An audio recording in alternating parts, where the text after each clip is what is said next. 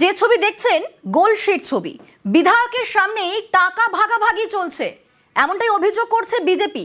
Social মিডিয়ায় video post করেছে BJP. অভিযোগ উঠছে যে টাকা ভাগ করছেন বিধায়ক ঘনিষ্ঠ নেতারা। এই মুহূর্তে আমাদের সঙ্গে রয়েছেন প্রতিনিধি শরদেন্দুর সঙ্গে কথা বলবো। শরদেন্দু, ঠিক কি ঘটনা ঘটেছে, কি অভিযোগ করছে বিজেপি, কিসের টাকা কেন ভাগ হচ্ছে?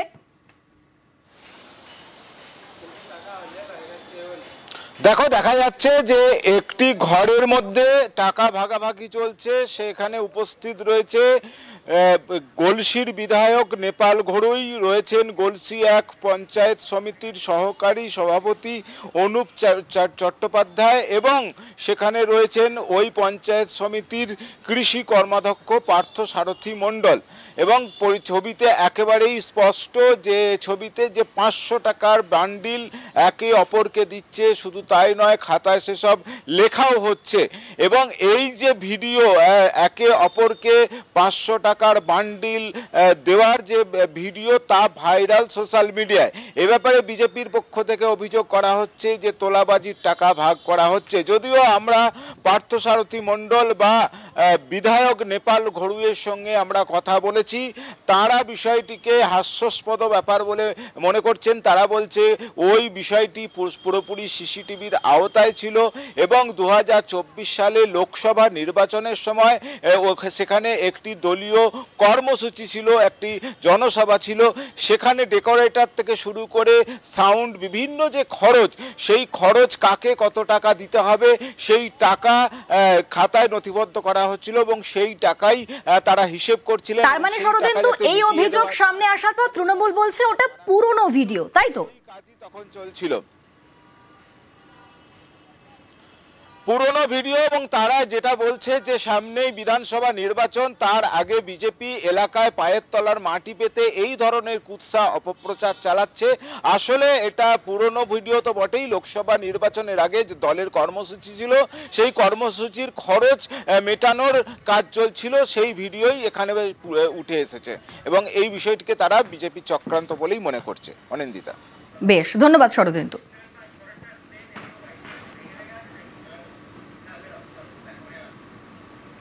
পাহাড়ে কেন্দ্রের মধ্যস্থতাকারী নিয়োগে আপত্তি, প্রধানমন্ত্রীকে চিঠি দিলেন মুখ্যমন্ত্রী।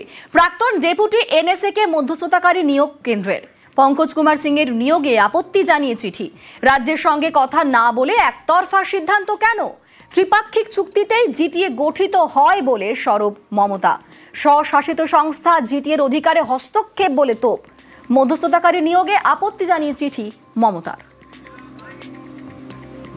প্রধানমন্ত্রীকে চিঠি দিতেই পারেন, কিন্তু এটা ট্রাইপার্টাইট ব্যাপার। ওনারাও তো আলোচনা করেছেন, তখন তো ত্রিপাক্ষিক আলোচনা ছিল। ত্রিপাক্ষিক আলোচনাতে তো কেন্দ্রের একজন প্রতিনিধিকে রাখতে হবে। পাহাড়, দার্জিলিং, এটা তো বাংলার অবিচ্ছেদ্য অংশ।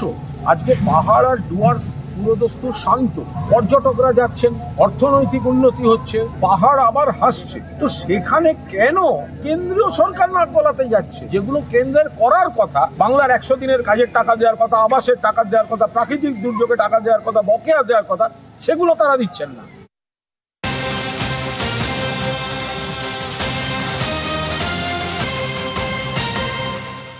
এবার যে খবরের দিকে নজর রাখবো, ওড়িশায় বাংলার পরিযায়ীর রহস্য মৃত্যু। কটকে কুয়ো থেকে পচা গলা দেহ উদ্ধার। মৃত শ্রমিকের বাড়ি পুরুলিয়ার মানবাজারে।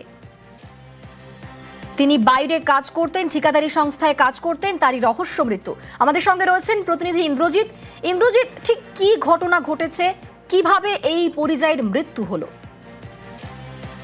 দেখো অঞ্জিতা, পুরুলিয়াতে বান্দনা পরব সম্প্রতি আছে এবং এই উৎসব, বান্দনা উৎসব উপলক্ষেই তিনি বাড়ি ফিরছিলেন। তার নাম রমেশ মাঝি, 26 বছর বয়স, মানবাজারের প্রতাপপুর এলাকার বাসিন্দা এবং তিনি কাজ করতেন বাইরে, ভিন রাজ্যে কাজ করতেন, গোয়াতে কাজ করতেন এবং সেখান থেকে তিনি ট্রেনে ফিরছিলেন।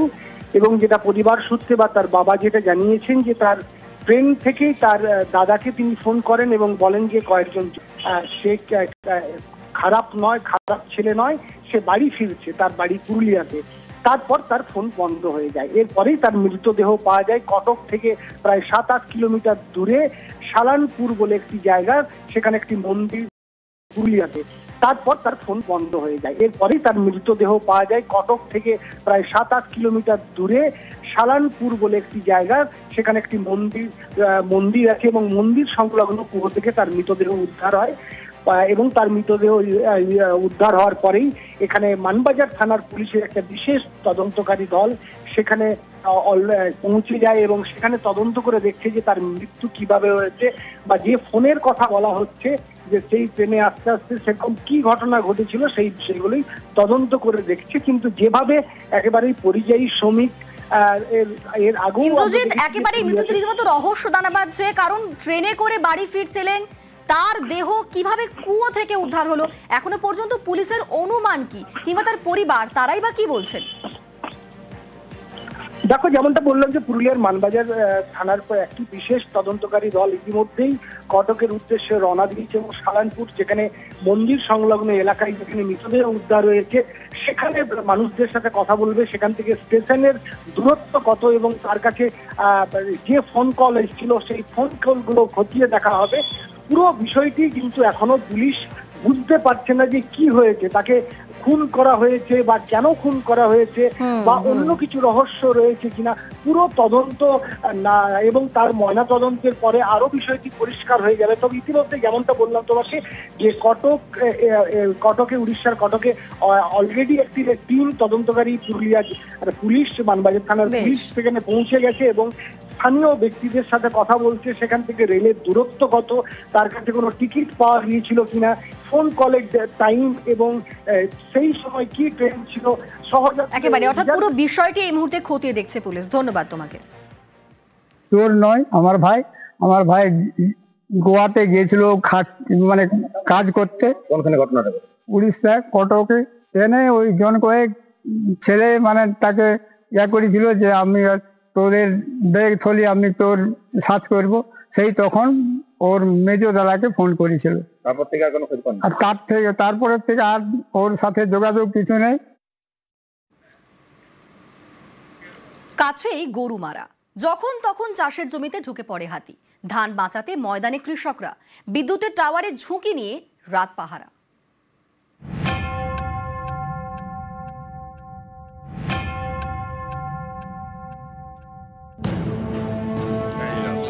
কখনো দল বেঁধে কখনো দলছুট হয়ে ডুয়ার্স জুড়ে বেড়ে গিয়েছে হাতির হানা। জঙ্গল ছেড়ে লোকালয়ে দাঁতালের দল। জলপাইগুড়ির মাটিয়ালি ব্লক, এখানকার ফুনিয়া রেঞ্জ এলাকার গ্রামে বিঘার পর বিঘা ধান জমির চাষ। হাতির হানায় পদে পদে বিপদ, যখন তখন হাতির হানায় ফসলের ক্ষতি। ধান বাঁচাতে ময়দানে কৃষকরা। চাষের জমি লাগোয়া এলাকায় রয়েছে বিদ্যুতের টাওয়ার, সেখানে থাকার জায়গা তৈরি করা হয়েছে। পালা করে রাত জেগে ধান পাহারা দিচ্ছেন গ্রামবাসীরা। এই পদ্ধতি বিপজ্জনক, ঝুঁকিও রয়েছে। এটা টোটালটা জীবনের ঝুঁকি নিয়ে এনারা ফসল বাঁচানোর চেষ্টা করছেন। এটা কিন্তু প্রশাসনকে দেখা উচিত। বৃষ্টি হচ্ছে, তারপর বজ্রবিদ্যুৎ সহ বৃষ্টি হচ্ছে কোনো কোনো সময়, বৃষ্টি দেখতে হবে। এটা খুব সম্ভবত মনে হয় চারশো রেঞ্জের পাঞ্জুরা এজেন্সির মধ্যে পড়ছে, মানে দেখে নিব ব্যাপারটা। জলপাইগুড়ি থেকে রকি চৌধুরী, নিউজ 18 বাংলা।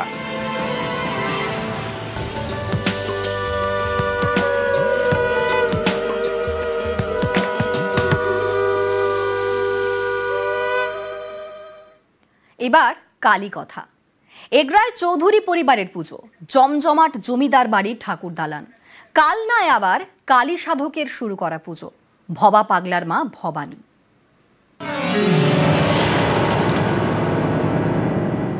আমরা বিছানা মানে ওপরে শুয়ে আছি, তো হঠাৎ এরকম আমি আওয়াজ একটা শুনতে পাই, মানে নুপুরের আওয়াজ পাই। আমি বুঝতে পারি না এটা কিসের আওয়াজ।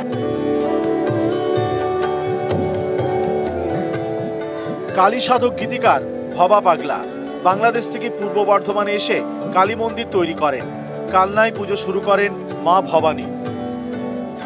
পুজোটা প্রায় 75 বছর ধরে পুজোটা হয়ে আসছে, তা সেখানে প্রস্তুতি তো লাগবেই। আর আমাদের মা তো ভীষণ জাগ্রত, অনেক দূর দূর থেকে দেশ দেশান্তর থেকে লোক আসে ওনাকে দেখতে। মাকে ভোগ আমরা ফল ভোগ দিই, তারপরে খিচুড়ি অন্নভোগ দেওয়া হয়, তারপরে তোমার পায়েস, 5 রকম ভাজা সবজি, তারপরে পোলাও তো থাকবে, পোলাও, তারপরে তোমার ফুলকপির রসা, হ্যাঁ, চাটনি, পায়েস, মানে যেটা ভোগের সম্পূর্ণরূপেই ভোগ দেওয়া হয়। নিরামিষ নিরামিষ এটা প্রতিদিনই হয়। মায়ের গায়ে সারা বছর সোনার গয়না থাকে। মাতৃ প্রতিমার পাশেই ভবা পাগলার মূর্তি। সারা বছর ভক্ত সমাগম। দীপান্বিতা অমাবস্যায় জমজমাট।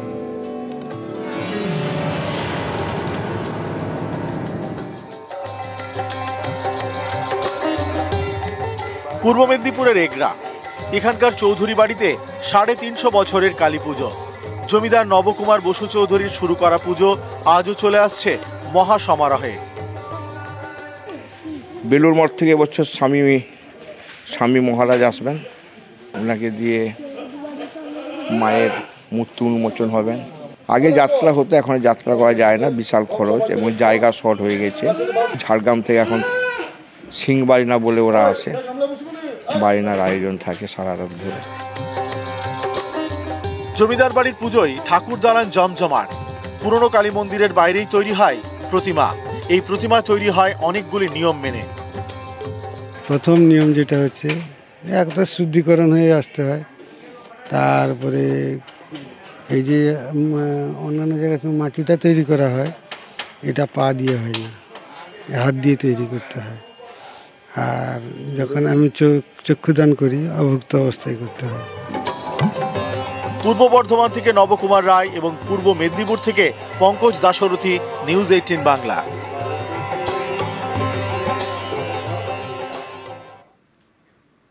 কেঠিয়া নদীর পাড়ে বড় কালীর মন্দির চন্দ্রকোনায় ভক্তদের হাতেই সারা বছর নিত্য পুজো। শুধুমাত্র অমাবস্যায় পুরোহিত দিয়ে পুজো করা হয় মা কালীর।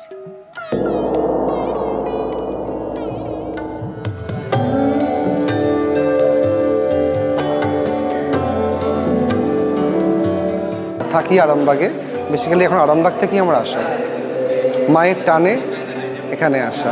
45 ফুট উচ্চতা বিশিষ্ট মায়ের মূর্তি, যার উপরের দুটো হাতে, এক হাতে আছে পৃথিবীর প্রতিকৃতি আর এক হাতে আছে খড়গ, আর নিচের এক হাতে আছে সাদা পায়রা এবং অন্য হাতে আছে নরমুণ্ড। তো সেটা দেখেই আমার মানে ভীষণ আকাঙ্ক্ষা ছিল একটা, যে যাব এবং মাকে দর্শন করব। গা ছমছম করে মূর্তি, ভীষণ রকমের, মানে ঢোকার সময়ই মানে আমি তাকিয়েই একটা গা ছমছম একটা ভাব আমার মধ্যে সঙ্গে সঙ্গেই হলো, মানে গাটা একদম শিরশিরিয়ে উঠলো আর কি। পাশাপাশি দুই কালীর পুজো, ছোট মা, বড় মা। পশ্চিম মেদিনীপুরের চন্দ্রকোনা, এখানকার ক্ষীরপাইয়ে কেঠিয়া নদীর পাড়ে কালী মন্দির, বড় মায়ের মন্দির। মন্দিরে 45 ফুটের প্রতিমা। অমাবস্যা ছাড়া বড় মায়ের মন্দিরে পুরোহিত দিয়ে পুজো হয় না। সারা বছর ভক্তরাই মায়ের পুজো করেন। নিজের পুজো নিজে করো। প্রতি অমাবস্যা ক্যালেন্ডারের তারিখে ব্রাহ্মণ থাকে 2 জন, বাকি দিন নিজের পুজো নিজে করো। ফল মিষ্টি না কিছু নিয়ে আসলে এখানে প্রসাদের থালায়, যেখানে প্রসাদ নেয় সেখানে এক টুকরো রেখে বাকি সব বাড়ি নিয়ে যাও, আর মায়ের পা থেকে ফুলও নিয়ে যাও। পশ্চিম মেদিনীপুর থেকে সুকান্ত চক্রবর্তী, নিউজ 18 বাংলা।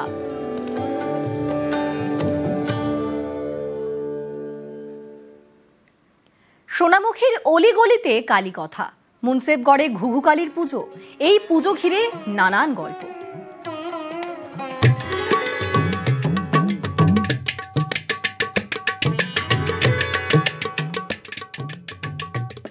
বাঁকুড়ার সোনামুখী, এখানকার মুন্সেফগড়ের ঘুঘু কালী, 400 বছরের কালী কথা। সোনামুখী দিয়ে বয়ে গিয়েছে শালী নদী। কথিত আছে এই নদী দিয়ে একসময় ভেসে এসেছিল মা কালীর মূর্তি। অশ্বত্থ গাছের তলায় সেই মূর্তির পুজো শুরু করেন স্থানীয়রা। পুজোর পরে রাতারাতি এই গাছে কয়েকশো ঘুঘু পাখি বাসা বাঁধে। সেই থেকেই মা কালী এখানে ঘুঘু কালী। প্রায় 350-400 বছর আগে তারা ওই মাকে তুলে নিয়ে এসে প্রতিষ্ঠাতা করে। তারপর আস্তে আস্তে আস্তে আস্তে ওইখানে পুজো থাকতো। থাকার পরে মাকে প্রতিষ্ঠাতা করা হয় আমাদের এই অশ্বত্থ গাছের সামনে। অলৌকিক হঠাৎ ওইখান থেকে যখন ট্রান্সফার করে আমাদের কর্তব্যটা নিয়ে আসেন, তারপরে ঘুঘু পাখির বাসা বাঁধতে শুরু করে দেয় হাজার হাজার। তখন আমাদের ওই বাবুরা নাম দিয়েছিলেন ঘুঘু কালী। এখন ঘুঘু কালী ডাকনাম, বর্তমানে এখন আমাদের নাম হচ্ছে দক্ষিণ খণ্ড কালীবাড়ি।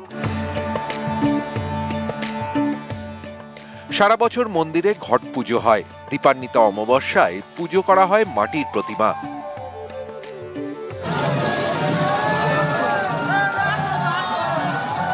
এই প্রতিমা নিরঞ্জনের বিশেষ নিয়ম রয়েছে। এক্ষেত্রে গাড়ি ব্যবহার করা হয় না। কাঁধে করে মায়ের প্রতিমা নিয়ে যান ভক্তরা, তারপরে পুকুরে বিসর্জন। একেবারেই আনন্দ উৎসবের মধ্যে বিভিন্ন আচার নিষ্ঠার সঙ্গে এই কালী মায়ের আরাধনা করে থাকে এই ক্লাব কর্তৃপক্ষ। সোনামুখী থেকে দেবব্রত মণ্ডল, নিউজ 18 বাংলা।